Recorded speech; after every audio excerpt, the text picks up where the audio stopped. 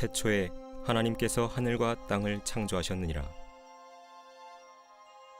하나님은 세 인격으로 된 분이시다. 아버지 하나님, 아들 하나님, 그리고 성령 하나님. 그리고 이 세 분은 한 분이시다. 참되고 살아계신 하나님. 세 분은 모두 독립되어 있으시나 그럼에도 세 분은 모두 하나이시다.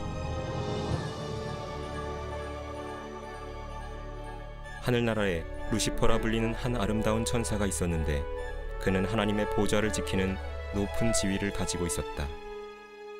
그러던 어느 날 교만의 죄가 그의 마음에 들어왔고 그래서 그는 전능하신 하나님처럼 되고자 했다. 광기로 가득 찬 루시퍼는 수많은 천사들을 꿰어들였고 하늘나라를 차지하려는 자신의 계획에 가담하게 했다. 그러나 루시퍼에게는 커다란 문제가 있었으니 그는 피조된 존재에 불과했던 것이다. 하나님은 루시퍼와 반역한 모든 천사들을 하늘나라에서 쫓아내셨다. 이 타락한 천사들은 마귀들이 되었고 루시퍼는 사탄이 되었다. 그들은 지구 곳곳에 정착했고 그곳은 사탄의 영토가 되었다. 지구는 한 놀라운 드라마의 초점이 되었다. 바야흐로 여러 주인공들 가운데 하나를 출연시킬 때가 된 것이다.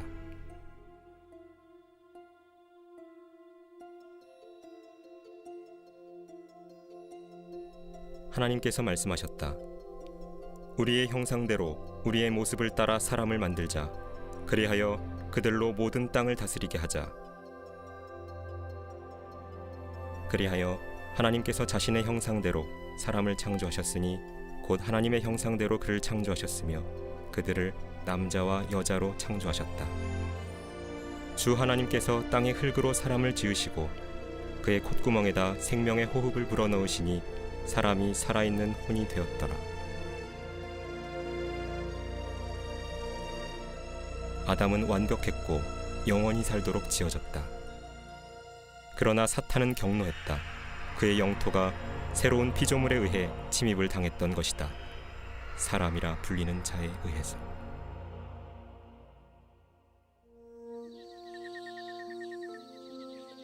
아담은 아름다운 에덴 동산에 살았고 하나님의 아들이 창조하신 모든 동물에게 이름을 지어주었다. 아담은 하나님과 일치하여 동행했고 주님은 그에게 모든 살아있는 것들에 대한 통치권을 부여하셨다. 그러나 사탄은 아담을 증오했기에 그가 죽기를 바랐다. 주 하나님께서 그 사람에게 명령하여 말씀하셨다. 동산의 모든 나무에서 나는 것을 내가 마음대로 먹을 수 있으나 선과 악의 지식의 나무에서 나는 것은 먹지 말라. 내가 거기서 나는 것을 먹는 날에는 반드시 죽으리라.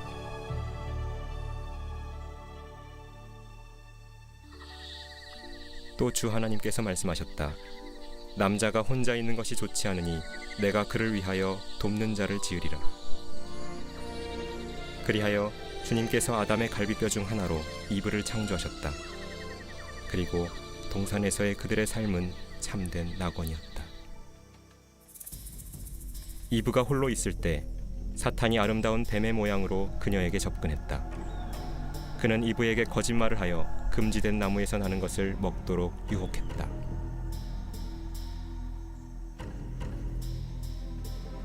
이브는 끔찍한 실수를 저질렀다. 하나님 대신 사탄에게 순종했던 것이다. 공개적으로 불순종을 저지른 아담과 이브는 금지된 과일을 먹음으로써 둘 다 하나님 앞에 죄를 지었다. 그들은 자신의 순결을 잃어버린 것이다. 그들은 모두 영적으로 죽었고 죄가 그들의 후손들에게 바이러스처럼 전달되었다. 그 결과 우리 중에 죄 없는 사람이 아무도 없는 것이다. 하나님은 죄를 증오하시기에 그분 앞에서 그것을 허용하지 않으신다. 죽음의 저주가 온 인류와 땅 위에 임했다. 주님께서는 죄의 결과로 땅을 저주하시어 가시나무와 엉겅퀴를 내게 하셨다. 그러므로 주 하나님께서 에덴 동산에서 그를 내어보내어 그가 취함을 입은 그 땅을 갈게 하셨다.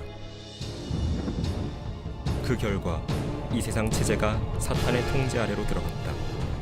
인간은 더 이상 온 땅을 다스리지 못했고 그 뒤로 흑암의 통치자의 노예요 그의 군대인 마귀들의 노예가 되었다. 그러나 사랑의 하나님께서는 한 구주를 보내시어 아담 때문에 손상된 것을 회복시키기로 약속하셨다.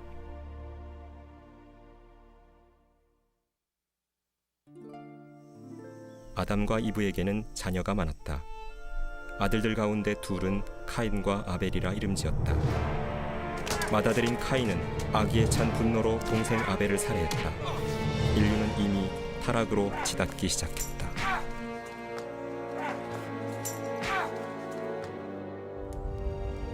흑암의 권세들이 땅 위에 만연하자 인류는 더 난폭해졌다. 끝없는 전쟁과 잔인한 살인, 강간과 고문이 증가했던 것이다. 주님의 자비에도 불구하고 인간들의 마음은 하나님으로부터 돌아서기를 멈추지 않았다. 그리고 그들이 하나님을 두려워하지 않았기에 인류의 타락은 극에 달했고 자녀를 사탄의 제물로 바치기까지 했다.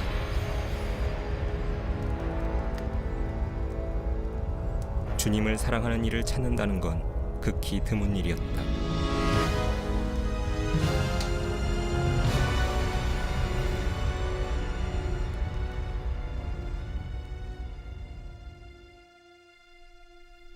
오늘날의 우리들을 보라. 우리들도 그들과 마찬가지가 아닌가.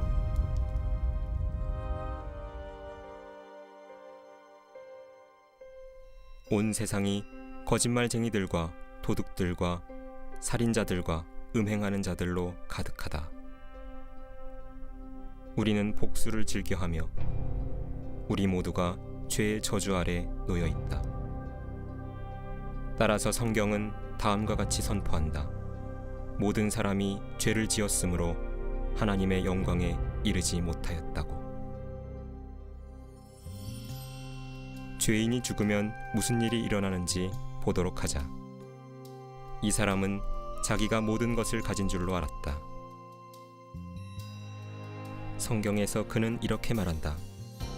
그리고 나서 내 혼에게 말하기를 내 혼아, 네가 여러 해 동안 쓸 물건들을 많이 쌓아두었으니 편히 쉬고 먹고 마시고 즐거워하라 하리라. 그러나 하나님께서 그에게 말씀하신다. 너 어리석은 자야. 오늘 밤 네 혼을 내게서 앗아가리라.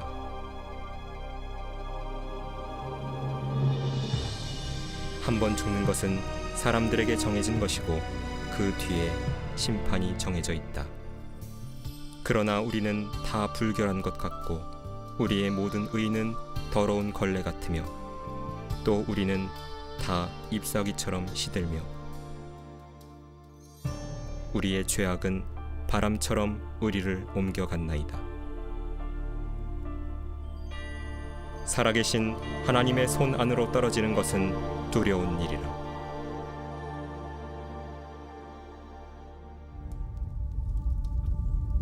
죽은 후 그의 혼은 하나님의 무서운 심판을 기다리기 위해 즉시 지옥으로 옮겨진다. 이 모든 것은 그가 하나님의 사랑의 선물인 영원한 생명을 거절했기 때문이다. 그때가 다가오고 있다. 그것은 하나님의 심판이 있는 크고 무서운 날이라고 불리는데 그 날에는 자신의 죄들 가운데서 죽은 모든 이가 주 예수 그리스도 앞에서 심판을 받기 위해 불려갈 것이다. 하나님의 말씀은 이렇게 말씀한다.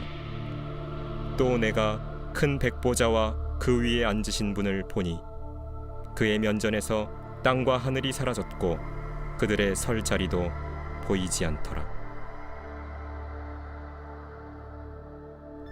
바다도 그 안에 있던 죽은 자들을 넘겨주고 또 사망과 지옥도 그들 안에 있던 죽은 자들을 넘겨주며 또 내가 죽은 자들을 보니 작은 자나 큰 자나 하나님 앞에 서 있는데 책들이 펴져 있으며 또 다른 책도 펴져 있는데 그것은 생명의 책이라. 죽은 자들은 자기들의 행위에 따라 그 책들에 기록된 대로 심판을 받더라. 사람이 말하는 어떠한 빈말이라도 심판 날에는 그에 관하여 해명하게 되리라. 그 일이 끝나면 하나님께서는 한 천사를 시켜 생명의 책을 열게 하실 것이고 거기에 당신의 이름이 나와 있는지 보실 것이다. 그 천사가 보고 말할 것이다. 주님, 그 이름은 나와 있지 않습니다. 그러면 하나님께서 이렇게 말씀하실 것이다. 너희 저주받은 자들아, 내게서 떠나 마귀와 그의 천사들을 위하여 준비한 영원한 불 속으로 들어가라. 그러므로 이들은 영원한 형벌에 들어갈 것이라. 그러나 의인들은 영원한 생명으로 들어가리라.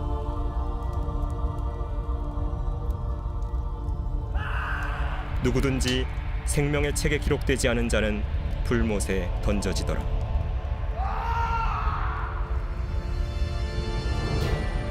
성경은 다음과 같이 말씀한다. 그 고통의 연기가 영원 무궁토록 올라가리라. 누구든지 밤낮 쉼을 얻지 못하리라.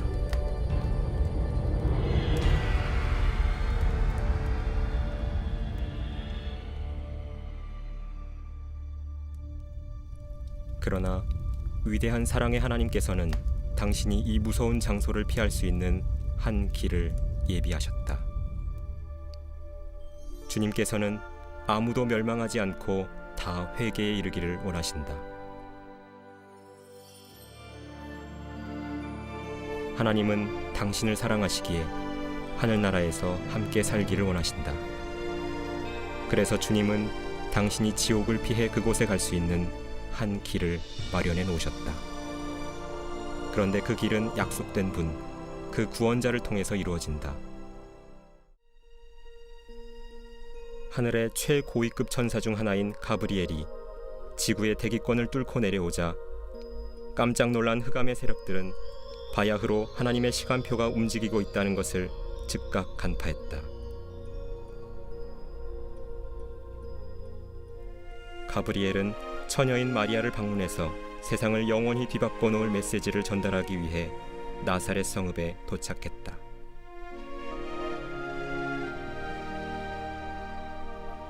마리아는 천사가 나타나자 몹시 당황했다. 그는 그녀에게 이렇게 말했다. 보라, 네가 너의 태안에 임신하여 한 아들을 낳으리니 그의 이름을 예수라 하라. 그는 위대하게 될 것이며 가장 높으신 분의 아들이라 불릴 것이요 그의 왕국은 무궁하리라. 그러자 마리아가 말했다. 내가 남자를 모르는데 어찌 이런 일이 있을 수 있겠나이까. 성령께서 너에게 임하실 것이며 가장 높으신 분의 능력이 너를 덮으리니 그러므로 너에게서 탄생하실 거룩한 이는 하나님의 아들이라 불리리라. 마리아는 가브리엘을 믿고서 이렇게 말했다. 당신의 말씀대로 이루어지이다.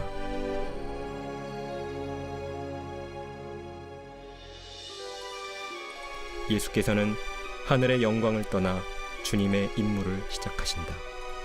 목적지는 나사렛. 성령께서 처녀 마리아를 덮으시고 그녀가 임신한다. 그녀의 몸 안에서 우주의 창조주가 아기로 변형되는 중이다.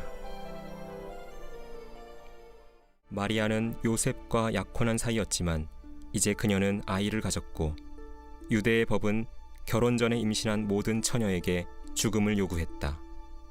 이것이 마리아에게 가장 큰 문제였다.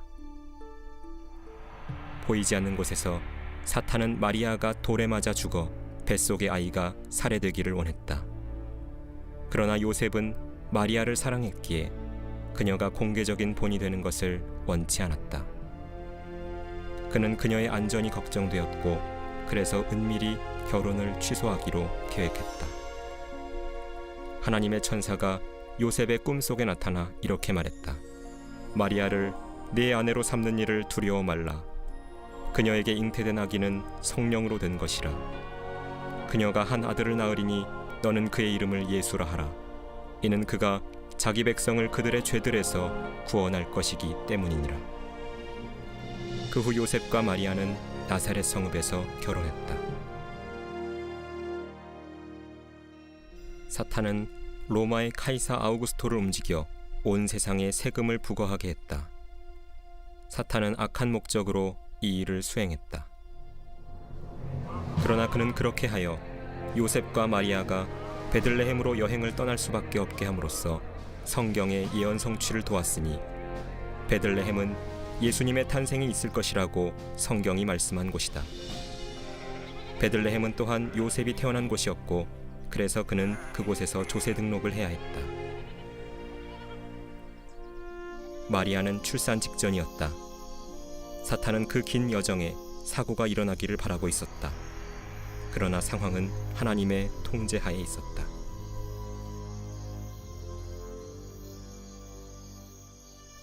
그리하여 그녀가 자기의 첫 아들을 낳아 그를 포대기로 싸서 구유에 누이니 이는 여관에 그들이 들 방이 없었기 때문이었다.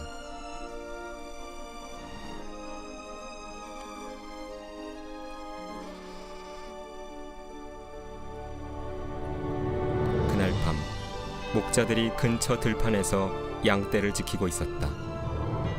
하나님의 천사가 그들에게 나타나 이렇게 말했다. 두려워 말라. 보라, 이는 내가 너희에게 큰 기쁨의 좋은 소식을 알림이니 이것은 모든 백성을 위한 것이라. 오늘 다윗의 고을에서 너희에게 구주가 나셨으니 그분은 주이신 그리스도시니라. 그때 갑자기 수많은 하늘의 군사들이 그 천사와 함께 있어 하나님을 찬양했다. 우주의 창조주가 태어난 곳은 다름 아닌 초라한 마구간이었다. 성경은 이렇게 말씀한다. 그가 세상에 계셨고 세상이 그에 의하여 지은 바 되었으나 세상은 그를 알지 못하더라.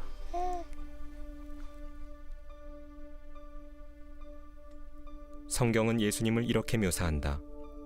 태초에 말씀이 계셨고 그 말씀이 하나님과 함께 계셨으니 그 말씀은 하나님이셨느니라. 그 말씀이 태초에 하나님과 함께 계셨느니라. 만물은 그에 의하여 지은 바 되었으며 이미 지음받은 것 가운데 그가 없이 지어진 것은 아무것도 없더라.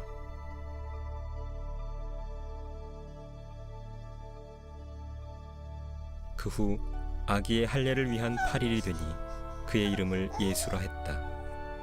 이 이름은 그가 잉태되기 이전에 천사에 의하여 그렇게 일컬어진 것이다.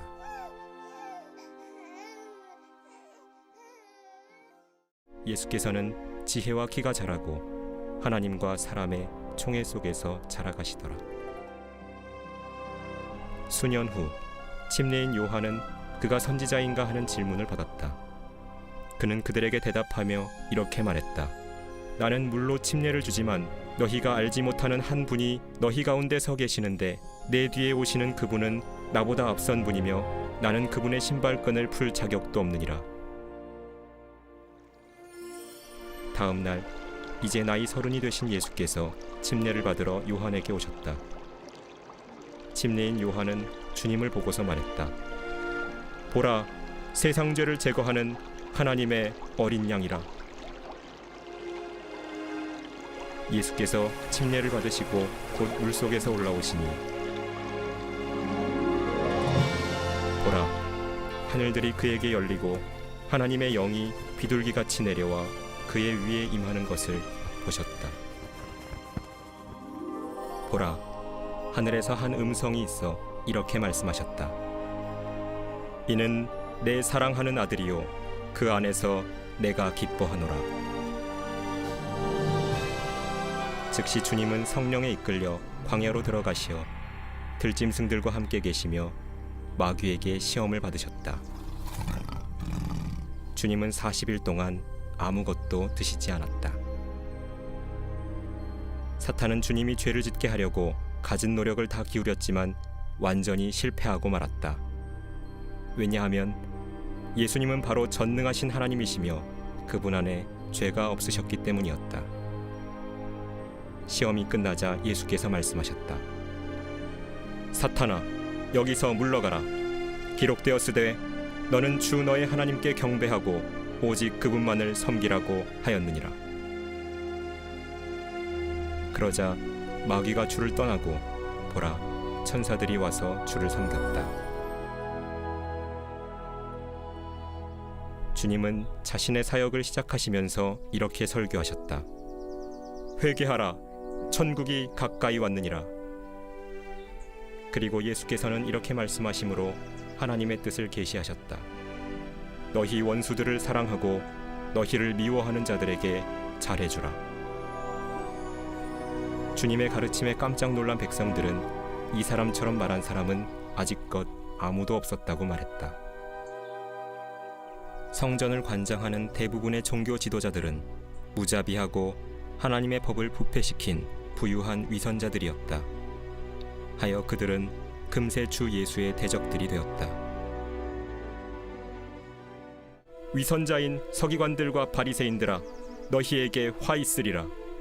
이는 너희가 회칠한 무덤들처럼 실로 겉으로는 아름답게 보이나 안에는 죽은 사람의 뼈와 모든 더러운 것으로 가득 차 있도다. 너희 뱀들아, 독사들의 세대야, 어떻게 너희가 지옥의 저주에서 피할 수 있겠느냐?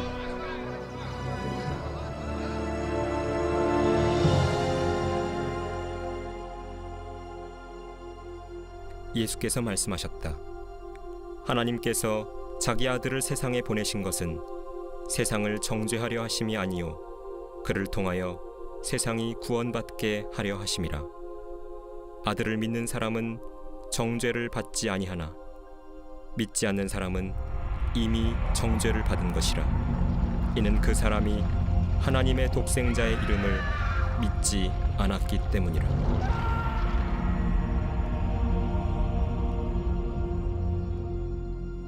예수께서 군중에게 이렇게 말씀하셨다. 진실로 진실로 내가 너희에게 말하노니 내 말을 듣고 또 나를 보내신 분을 믿는 자는 영생을 얻고 정죄에 이르지 아니할 것이며 사망에서 생명으로 옮겨지느니라. 그분 안에 생명이 있었으니 그 생명은 사람들의 빛이었다. 주 예수께서는 다음과 같이 말씀하시므로 당시 종교 체제에 충격파를 던지셨다. 나는 길이요 진리요 생명이라. 나로 말미암지 않고는 아버지께로 올 사람이 아무도 없느니라. 이로써 그분이 하늘나라로 가는 유일한 길이 되심을 온 세상에 선포하신 것이다. 이 말씀으로 종교계가 발칵 뒤집혔다. 그들은 그분이 그렇게 말씀하셨다는 이유로 예수님을 증오했고 오늘날에도 대다수가 이 말씀을 증오한다. 그러나 유월절 저녁 만찬 때 예수께서는 자신이 곧 피 흘리고 죽을 것을 설명하셨다. 그리고 나서 예수께서는 곧 일어날 일의 상징으로 약간의 빵과 포도즙을 집으셨다. 주님은 빵을 쪼개셨는데 이는 십자가에서 찢겨질 주님의 몸을 나타낸 것이었다. 그 후 주님은 그들에게 포도즙을 주셨으며 이는 주님이 흘리실 피를 상징했다. 주님은 이 의식을 그분이 다시 오실 때까지 행하게 하셨다.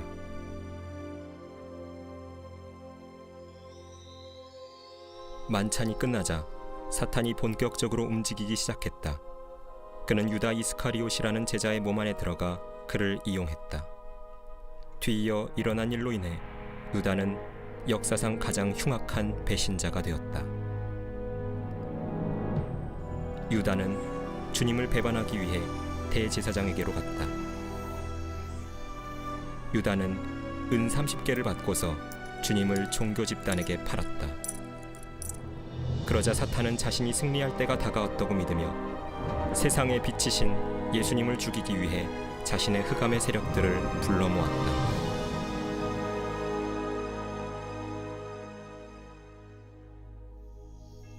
그날 밤 예수께서는 제자들을 겟세마네 동산에 데려가셨고 홀로 기도하시려고 그들을 뒤에 남겨두셨다.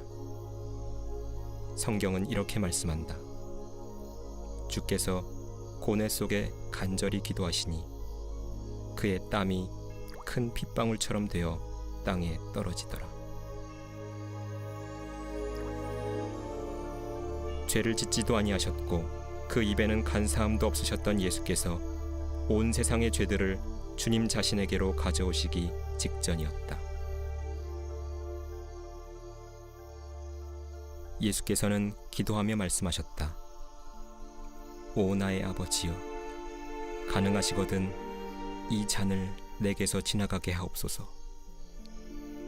그러나 내가 원하는 대로 하지 마옵시고 아버지께서 원하시는 대로 하옵소서. 보라, 그 시간이 가까웠으니 인자가 죄인들의 손에 넘겨지리라.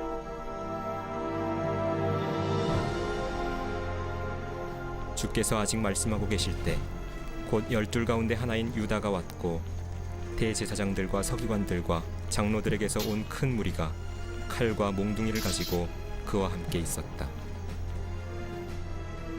유다가 그들에게 표시를 정해주며 말했다. 내가 입맞추는 이가 바로 그니 붙잡으라. 예수께서 그에게 말씀하셨다. 유다야, 네가 입맞춤으로 인자를 배반하느냐? 그러자 그들이 와서 예수께 손을 대어 붙잡았다. 주님이 체포되셨을 때 사탄은 기뻐했다. 그의 철천지 원수가 무방비 상태였기 때문이다. 마귀가 복수할 순간이 이른 것이다.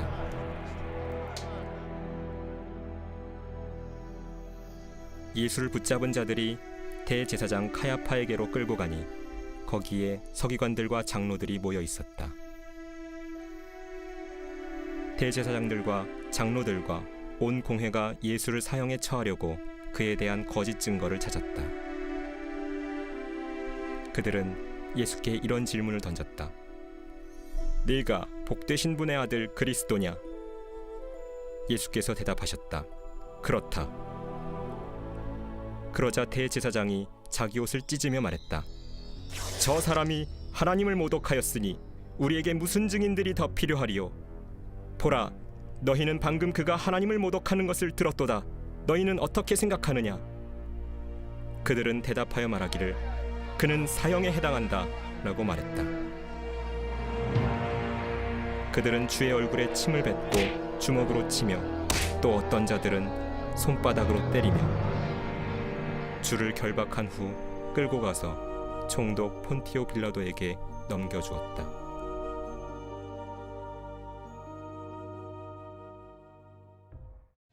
그를 십자가에 처형하소서. 빌라도는 예수께서 죽을 만한 일을 하지 않았다는 것을 알았다. 그는 예수님을 채찍질하면 군중이 만족할 것이고 그래서 주님을 풀어줄 수 있으리라 생각했다. 그리하여 예수께서는 채찍을 맞기 위해 병사들에 의해 끌려가셨다. 그러나 주 예수께서는 상황을 완전히 손에 쥐고 계셨다. 십자가 처형을 향한 각각의 단계는 하늘에 계신 아버지 하나님과 아들 하나님, 성령 하나님께서 땅이 형성되기 이전에 미리 계획해 놓으신 것이었다. 그들은 머리 위 들보에 구주의 양손을 메고서 그분을 채찍질함으로써 내가 치는 자들에게 내 등을 맡겼도다 라는 예언을 성취시켰다. 예수께서는 그들을 막을 권세가 있었지만 주님은 그들의 행위를 기꺼이 허락하셨다. 대개 가죽 채찍에는 쇠조각과 납덩어리, 날카로운 뼈조각들이 붙어 있었다. 등은 물론 엉덩이와 다리에도 채찍질이 가해졌다. 채찍의 날카로운 뼈들과 금속 때문에 살점이 떨어져 나가고 근육이 쪼개져 열어 젖혀졌다. 얻어맞은 동맥들에서 피가 튀기도 했다. 대부분의 희생자들은 이렇게 맞는 것만으로 숨을 거두었다. 그러나 그는 우리의 허물로 인하여 상처를 입었고 그는 우리의 죄악으로 인하여 상하였도다. 우리의 화평을 위한 징계가 그에게 내려졌고 그가 맞은 채찍으로 우리가 치유되었도다.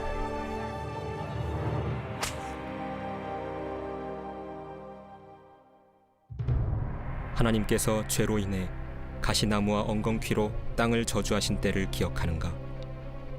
병사들은 독이 묻은 가시면류관을 만들었고 그것을 주님의 머리에 억지로 끼워 넣어 붓고 피가 나는 극심한 고통을 맛보게 하였다. 예수께서 우리를 위해 속죄물이 되신 것이다. 가시면류관은 죄의 끔찍함을 상징한다. 그리고 그들은 그의 옷을 벗기고 주홍색 겉옷을 입혔다. 그들은 그의 오른손에는 갈대를 쥐어주며 그의 앞에 무릎을 꿇고 조롱하며 말하기를 유대인의 왕 만세라고 하며 함께 있던 모든 병사가 예수님의 얼굴을 주먹으로 무자비하게 때렸고 갈대로 그분의 머리를 후려쳤다.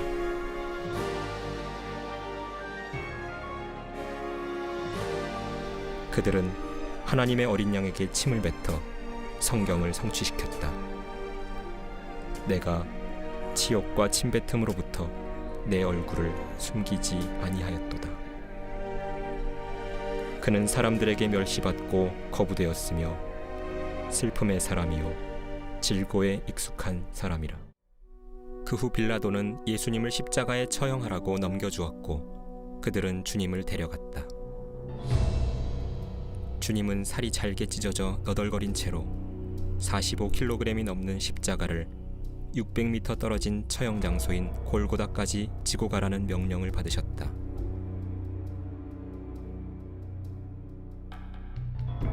거친 목재가 주님의 찢어진 등 속을 파고들었고 이때쯤 이미 주님은 탈수 증세를 겪고 계셨다. 그분이 살아계신다는 건 그야말로 기적이었다. 그리하여 또 다른 예언이 이루어졌다. 실로 그가 우리의 질고를 지고 우리의 슬픔을 지었는데도 우리는 그가 형벌을 받아 하나님께 맞으며 고난당한 줄로 생각하였도다.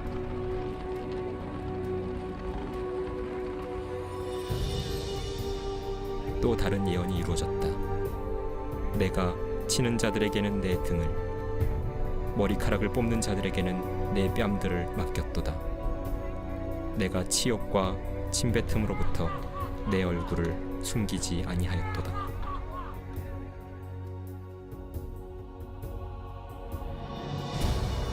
사랑과 자비의 하나님께서 자신의 피조물들의 모욕과 거짓말과 증오를 견디기 위해 하늘나라를 떠나신 것이다.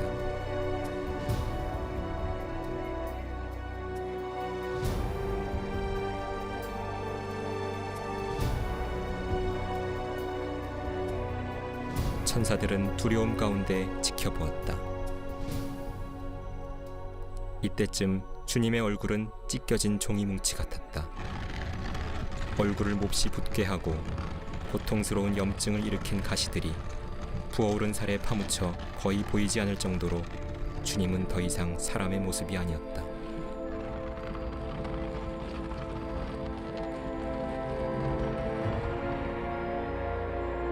이 일이 일어나기 수백 년 전에 시편 기록자는 주 예수님에 관해 다음과 같이 예언했다.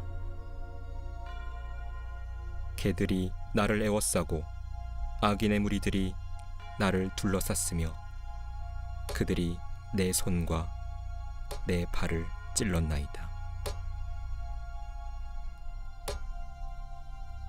예수께서도 친히 이렇게 말씀하셨다. 또 내가 땅에서 들리면 모든 사람을 내게로 이끌어오리라.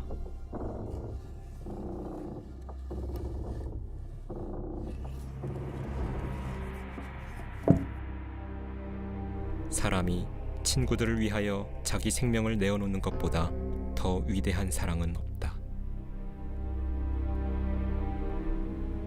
주와 함께 강도 2명을 십자가에 못 박으니 한 사람은 주의 오른편에 또 한 사람은 주의 왼편에 있었다. 그리하여 그가 범죄자들과 더불어 헤아림을 받았다고 말한 성경이 이루어졌다. 병사들은 주님의 옷을 두고 도박을 벌였다. 온유하신 예수께서는 온 세상이 보는 앞에서 벌거벗겨지시어 더 심한 굴욕을 당하셨다. 예수께서는 자신을 고문하는 자들을 보시고 기도하셨다. 아버지여, 저들을 용서해 주옵소서. 그들은 자기들이 하는 것을 알지 못하나이다. 구경꾼들은 이렇게 말했다. 네 자신을 구원하여 십자가에서 내려오라. 대제사장들도 서기관들과 더불어 이와 같이 그들 가운데서 조롱하며 말했다. 그가 남은 구원하면서도 자기 자신은 구원할 수 없도다. 이스라엘의 왕 그리스도여, 십자가에서 지금 내려와 보라. 그러면 우리가 보고 믿으리라.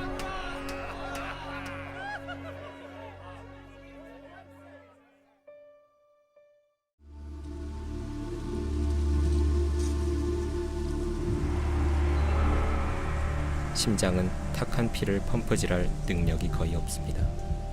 각각의 수십억 개의 세포들이 한 번에 하나씩 죽기 때문입니다. 우리의 죄들이 예수 그리스도를 십자가에 보낸 것이다. 많은 사람들이 너를 보고 놀랐듯이 그의 용모가 다른 사람보다 더 상하였고 그의 모습이 사람들의 아들들보다 더 상하였도다. 이것은 인류 역사의 전환점이었다. 이와 같은 날은 결코 없었다.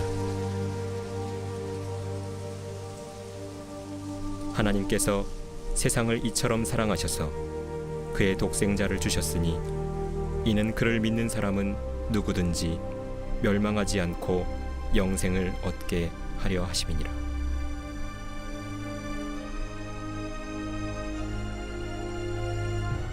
예수께서 십자가에 흘리신 피는 인간의 피가 아니었다. 그것은 하나님의 보혈이었으며 오직 그것으로만 우리 죄들을 씻어낼 수 있었다.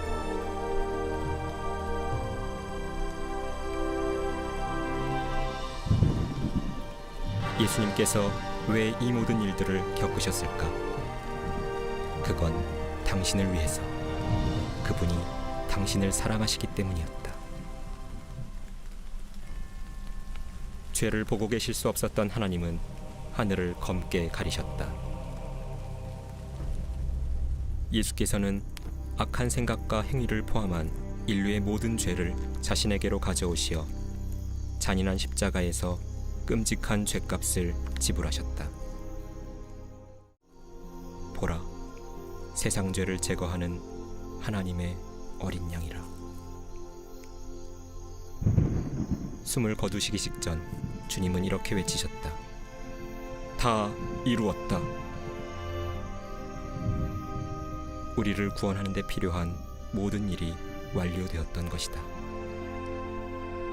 그때 예수께서 큰 음성으로 소리질러 말씀하시기를 아버지시여, 내 영을 아버지의 손에 의탁하나이다 라고 하시고 이 말씀을 마치신 후 숨을 거두셨다. 십자가에서의 희생은 결코 반복되지 않을 것이다. 주님이 죽으셨다는 것을 확인하기 위해 한 병사가 주님의 옆구리에 창을 찌르니 피와 물이 나왔다. 주의 맞은편에 서서 주께서 그렇게 소리 지르고 숨을 거두신 것을 본 백부장이 말했다. 참으로 이 사람은 하나님의 아들이었도다. 주님이 죽으시자 시신은 십자가에서 내려져 고운 세마포로 쌓인 후 빌린 무덤에 안치되었다. 예루살렘이 큰 불안에 휩싸였다. 주 예수께서 죽으시고 유다가 스스로 목매달아 죽었으며 제자들은 죽음이 두려워 숨어 있었던 것이다. 어디에도 희망이 보이지 않았다. 불신에 젖은 제자들은 부활하시겠다던 주님의 말씀을 까마득히 잊었다. 그 뒤 전무후무한 가장 위대한 사건이 발생했다. 무덤에 안치된 지 3일 후에 갑자기 하나님의 영광이 나타나 십자가에 처형되셨던 분이 죽은 자들로부터 다시 일어나시어 영원한 생명의 소망을 세상에 주셨던 것이다.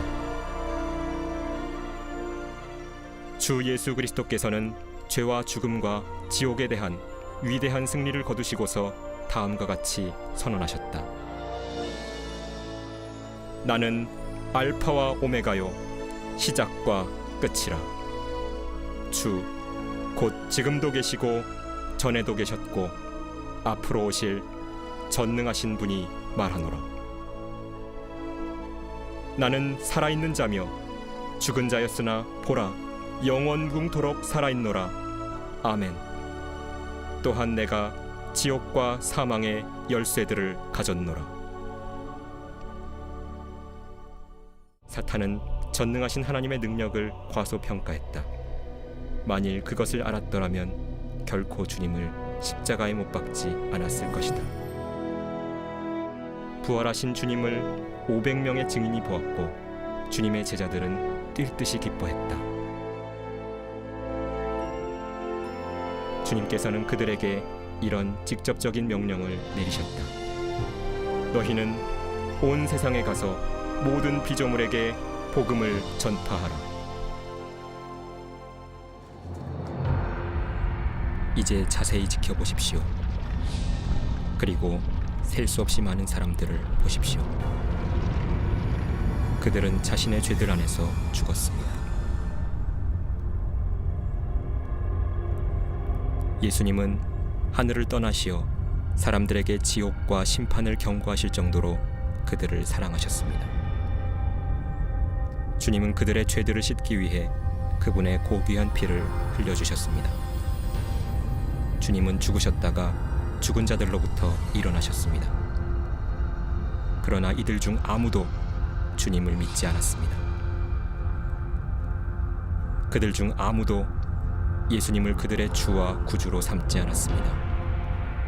생명을 택하는 대신 그들은 죽음을 선택했습니다. 그리하여 전능하신 하나님이자 최종 심판자이신 예수께서 그들을 이곳에 보내셔야만 했습니다. 이것이 그들의 둘째 사망입니다. 하나님의 이름으로 말합니다. 너무 늦기 전에, 당신이 죽기 전에 예수님을 믿어 그분을 당신의 주와 구주로 삼으십시오. 누구도 아닌 바로 당신이 결국 이 무서운 곳에 오기 전에 말입니다.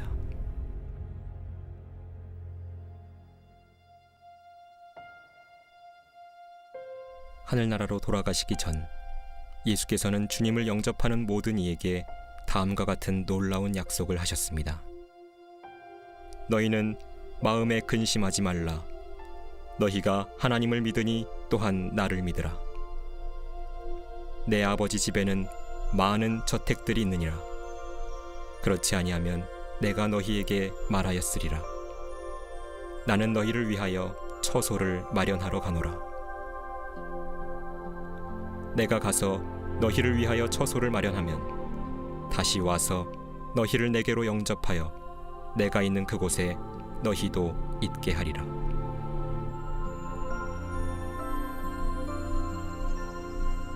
예수께서는 하늘과 땅에 있는 모든 권세를 나에게 주셨도다 라고 선포하신 후 구름을 지나 하늘로 들려 올라가셨습니다.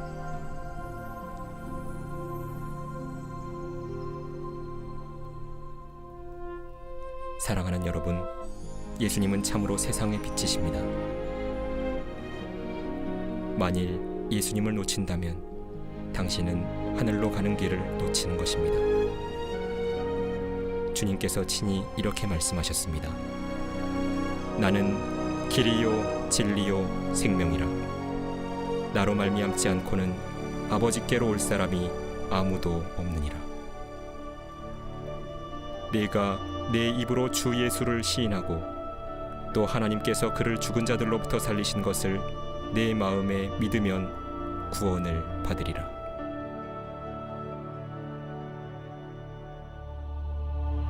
비록 사탄이 패배한 적이라 할지라도 하나님께서는 그에게 이 세상 체제를 다스리도록 허락하셨는데 이 세상은 완전히 타락했습니다. 사탄은 사람들의 마음과 정신을 가려 하나님의 복음을 보지 못하게 하려 합니다. 그래서 수많은 이들이 속고 있는 것입니다. 종교는 당신의 혼을 파멸시키는 여러 방법 중 하나입니다. 그러나 예수께서는 당신의 혼을 구원하기 위해 오셨습니다. 사탄에게는 부처의 가르침을 따르는 무리가 있지만 부처는 죽었습니다. 그는 능력이 없어 구원할 수 없으니 이는 그가 사람에 불과하기 때문입니다. 예수님을 따르는 자가 되려면 당신은 당신의 모든 거짓신을 거절하고 그분만을 따라야 합니다.